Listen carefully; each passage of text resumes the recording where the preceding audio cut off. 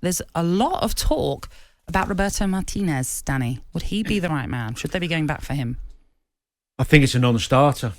I think it would be absolutely bizarre because of the way he went. The way, there was a protest to get him out. It started great for him, of course, that first season when they got the record points total. I know there's an argument, Simon and I were talking earlier, that he inherited a really good side from Moisey, but you still got to, win the games.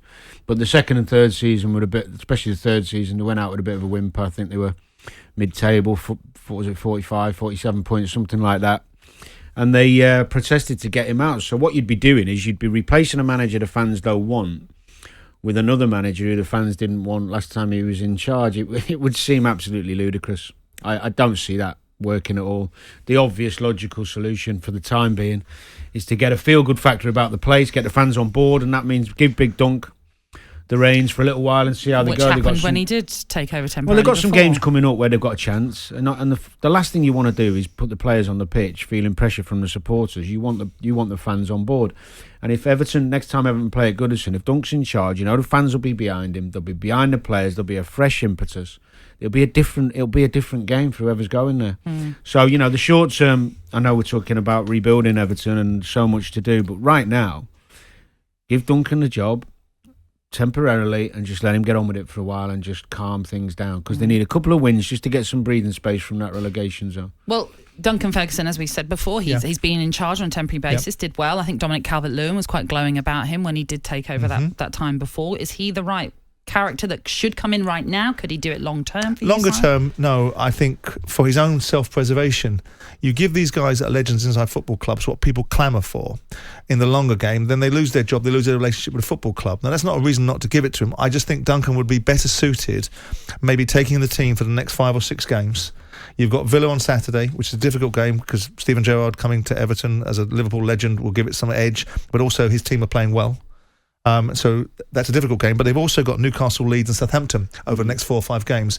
So my prescription would be Ferguson will lift them. He'll provide a short-term bounce that gives you some breathing space to be able to look at the bigger picture. And if he doesn't give you a short-term bounce, you've got time to look around and decide by the end of February whether you need to go and get somebody to take over. Listen, this division is all over the place at the moment. It's a bit higgledy-piggledy because teams are not performing, points are not being accumulated, and you look at the teams that you would think would be doing better, and there's a litany of them. You think Leicester will be doing better, you think other sides will be doing better, and they're not. So this doesn't justify Everton being 6th from bottom. I genuinely don't think there's any real jeopardy of that side getting relegated, because if you look at what's beneath them, with the due respect to Norwich for winning this game, I think they're going to get relegated. I think other teams are going to get relegated, and I think 30 points is going to. I think the lowest total is going to keep you in the division. So I don't see jeopardy for Everton to be relegated, but they've got to fix what they've got there, which is a completely broken product. So I think Ferguson would be a sensible situation for himself and the club till the end of February. If he does okay, let him run to the end of the season, give yourself some breathing space, and reward him. Make sure he's looked after. But if he doesn't, and the bounce doesn't come because the players, who are equally as culpable, by the way, don't respond to him, then you've given yourself 5 or 6 weeks and you've still got 14 games of the season left to recover if it gets a bit more brutal than it is now. Let's hear from Everton fans, because there are many lined up to have their say right now, and both Danny and Simon, they're both echoing the same thoughts, that maybe Duncan Ferguson's the right man to lead Everton for the now. Will joins us this morning. Morning to you, Will. Morning, how you doing, guys? Very, very well. Duncan Ferguson, that's what the suggestion here in the studio is. He's the right man to be leading Everton for the now. Do you agree with that? Yeah, I have to agree to an extent of what Danny and Simon have said. But I always like to play devil's advocate with stuff like this, especially with Everton Football Club. And I think, when you look at the changes we've gone through with Mashiri coming in, which is fantastic from a development point, but we've not really gone anywhere. We played our best season of football under Martinez, as Danny mentioned earlier. I don't think he'd be a suitable replacement. In the meantime, Ferguson, yes, but the devil's advocate in me says, what's the only other constant at that club, along with the board? And unfortunately, that's Dunk as well as the players. So is there a potential issue there as Dunk? Is he causing issues? I don't know. I'm one to speculate, but yes, I think he could be the void for the next few months. I think it also gives them a bit of time, doesn't it? What you don't want is them rushing into another quick decision where everybody's unhappy and it's the wrong one. Duncan knows the players, they respect them, I think. And there's 2 aspects, I think, confidence and tactics. confidence comes from having some of the supporters behind you, and you'll get that with Dunk. And the tactics he'll simplify. I think so many players are low on confidence at your place that you need someone who's just going to simplify it for them, and I think he'll do that.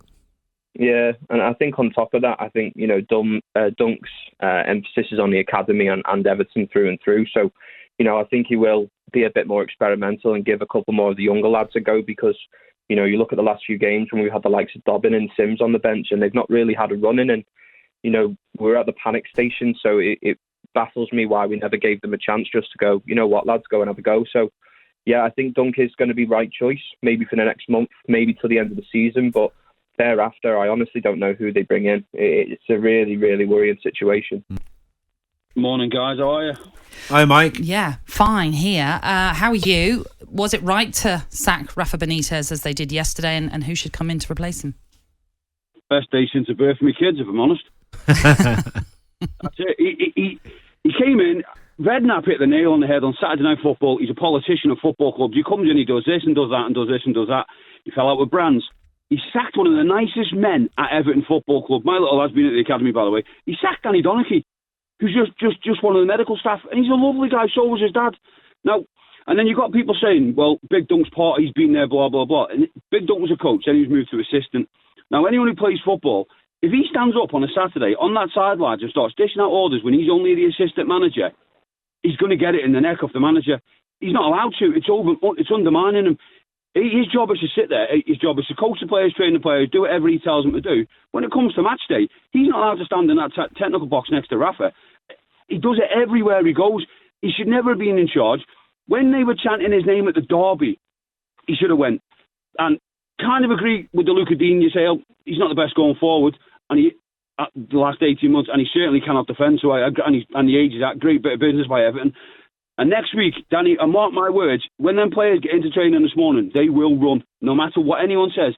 And he will have photos. There'll be a photograph of you on the floor, mate. He will have photographs up of him against Liverpool everywhere, and he'll make that a Merseyside derby on Saturday.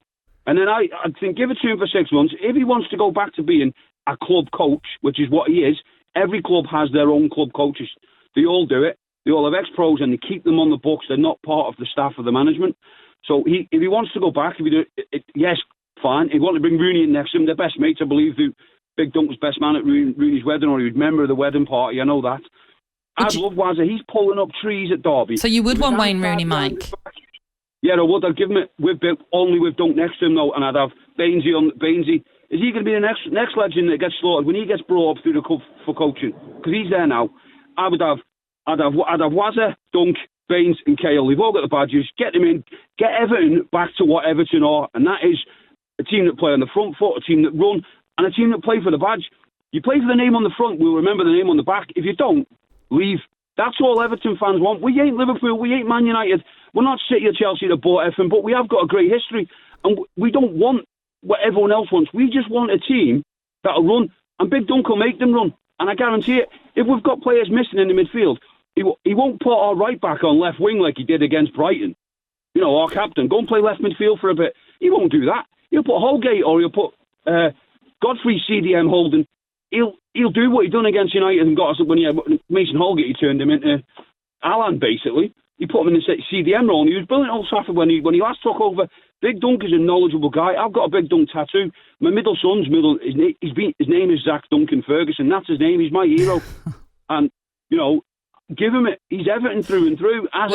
Rooney, not as such, and I do get him that he left and he went to United and it's a bit sour with quite a few blues, but he is pulling up trees with his hands tied behind his back at Derby. And I think right now it seems like the obvious thing to do. I think most people are in agreement. I don't think you get many Evertonians on today who are going to say that's a bad idea. What, Wayne Rooney? No, Dunk. Or Duncan? Yeah. Okay. All right. Well, let's hear from Steve, because he's another Everton fan who's waiting to speak, and let's find out if you agree. Is Duncan Ferguson the right direction for you, Steve? Good morning. Good morning. Morning, Mr. Jordan. Morning. Danny. Morning. Mr. Jordan, it is the right choice, and I've had this with Simon a couple of times, even when he was in the job, and Simon telling me, because Danny, I stopped watching Everton. I've spoke to you a couple of times at football tournaments when you've been out there with your lads, and we've had the football chat and whatever, and you know us, you know our city, and Simon's telling me, "Oh, Steve, you'll support him when he starts winning this and winning that and whatever, And I think I said to Simon, it'll rain £50 notes because he was never ever going to be accepted. It was never ever going to work. I said it before he got to the training ground. I remember Carragher turning around saying he's going to get a big packet of popcorn, sit back and watch it unravel because he knew it. Honestly, they were word for word, and I'm like, yeah, but. Here's where I am, Dan, right? We've had 6 years of one step forward, 2 steps backwards, top to bottom. Now, it doesn't matter who comes in as Everton manager. I had a little whisper a couple of weeks ago about people eyeing up Mourinho. Not the answer. To be honest with you, Pep Guardiola, is he the answer in football terms and whatever? Not? Yeah, but he's not going to do. It's not going to be a quick fix. Here's where I am with it, Danny, right? And I said this 100,000 times. Give Duncan the job as we are now. Because what you'll get with Duncan is he knows the issues with that club. Another manager, if you're talking Ancelotti, as soon as he had the chat, as Simon alluded to when we got him, and he didn't agree and he was right, as soon as he had the chance to get out of there, he was gone. Yeah, when Real Madrid come calling, you go, I understand that. But there's issues at Everton Football Club that Duncan has been one of our own, Danny, being our leader, if you like. And I always said Jesus Christ was an Evertonian. And I told my kids that when they were born, and that helped them be an Evertonian, to be fair. But, it is a known fact. Duncan can stay there. He's not going to be scared by anything. He knows it's a long-term project.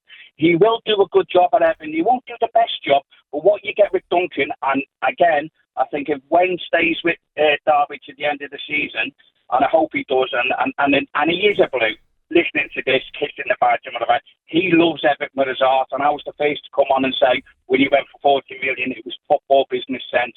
We needed that 40 million because we didn't have a peak to pot in to win, and Man United got a great player, and Wayne Rooney, but all Steven Gerrard's greatness and what have you not, Wayne Rooney stopped Steven Gerrard lifting a Premier League because he was doing it for Man United while they were winning everything. So we done us a job in a little sort of quirky way by going across the road to United and stopping Liverpool from winning as many titles as they could have won. I see. No, I see. He was Agent Rooney. I know where you're going with that, Steve. I appreciate that. And thanks for your call, Steve. So look, we've had 2 calls there, backing Wayne Rooney to come in after maybe an interim period of Duncan Ferguson. I know before the show we sort of talked about it a little bit, and Danny, you're not quite sure about the Wayne Rooney factor. Well, I mean, I'm listening to. We've only had 2 Evertonians on. I think there's some Evertonians out there who aren't as forgiving as the lads who've just been on, because Wayne did leave early doors. There was a lot of badge kissing and a lot of giving it the Evertonians during his time at United.